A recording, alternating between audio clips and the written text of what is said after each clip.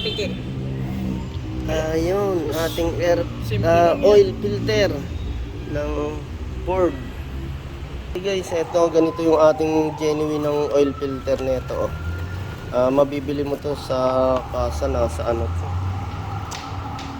Kung hindi, basta 500 to 600 lang, pwede kayong bumili nito sa kasa.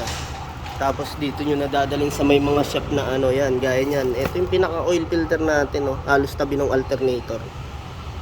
Ang gagawin natin, iaangat natin yung pinaka cover ng engine. Ito, yan, para mas maluwag siya natin makita.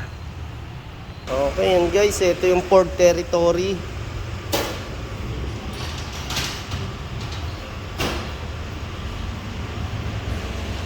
Okay yan guys, bali gagamitan natin. Ayun Pops, ginamitan natin ng socket wrench na size 37. Yun.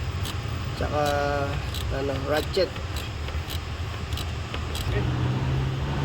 Bali pinaka number ng oil filter natin ito, J816744. Bali guys, yung pinaka drain plug natin ng oil is nandito.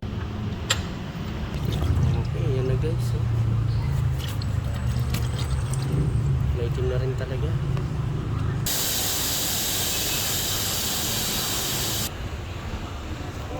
Ayun, boss. Oil filter natin. Ito po yung ating oil filter. Bali yung pinakan natin to, Element.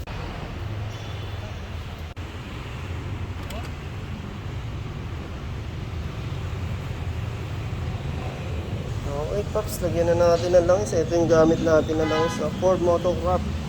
Kailangan na ang pinaka-grade natin dito 5W30 fully synthetic.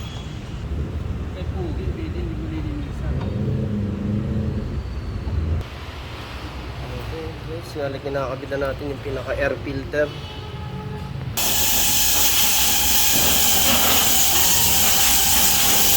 Okay, yun nga mga Pops. Bali nagamit natin na langis ni 4 liters.